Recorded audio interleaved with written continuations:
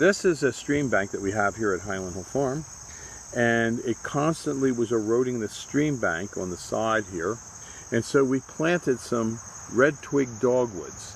Redtwig dogwoods are very easy to propagate, and so what I'm going to do is I'm just going to make some cuttings of them. Then I'm going to take them up, able to show you all the little tricks in doing this. And what we're going to start here right now doing is we're going to cut a bunch of small branches, and then we're going to use those to grow more Redtwig dogwoods. I'm in my office, and I'm here in my office, and this is how I start. I collect soda bottles, and I take these soda bottles and I cut the tops off, and after the tops are cut off, I use them in making little aquariums. See, now what I'm going to do is I'm going to put, just like in these, I'm going to take the cutting and I'm going to stick it in here and then put this on top. Now I'm going to make a cutting right off about here, and I can strip the flowers off, and I'm going to cut some of the leaves back, and that'll help it grow because it won't have too much foliage to try and support while it's growing roots. Now, a lot of people like to use a rooting hormone to grow these plants, and there are a lot of them available. This is what we sometimes use. We sometimes use hormone 3, but you don't have to use a rooting hormone for a lot of plants, especially the Redtwig dogwood, because in its natural habitat, as branches break off and float down the stream and land on a stream bank, they propagate pretty well and easily. And if you want to make your own hormone for doing this, just don't pay her. Don't buy one. You know, that'll make her moan. Okay, so now I'm going to show you, after I've cut off the stems and prepared it, I'll show you how I stick it.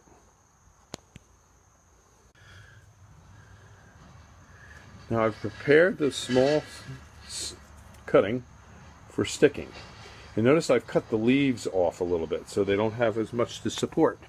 And all I do is stick it in the soil down to almost the first set of roots or leaves, and then I put this cap on top and push all these little boogers inside, and that'll do it. And that's all you got to do, and just keep them moist. I wet these out just about once a day, and then they grow, and we grow a lot of trees that way. You can do multiples at a time if you want. These were done with a big pot, and then I also can do a lot of other things like arborvitaes, which we're growing there, and that's in an old water jug that I cut the top off of. And as you can see, a lot of these are starting to grow. Here's some here. You can see the new growth coming out on them. They may not look pretty, but they're going to grow. That's another plant. These are some more plants.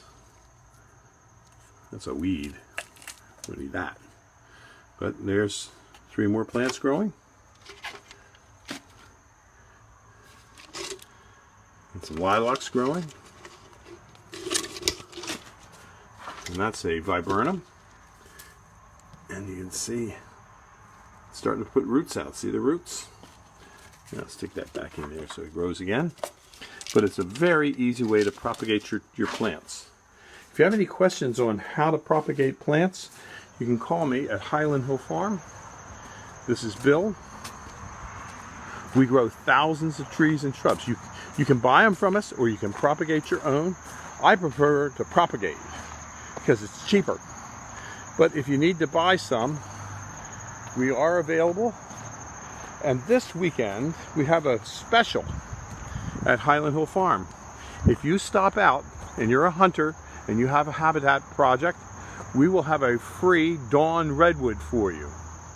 We are at 5275 West Swamp Road, Fountainville, PA 18923. This is Bill at Highland Hill Farm. We're near Philadelphia. Bye-bye.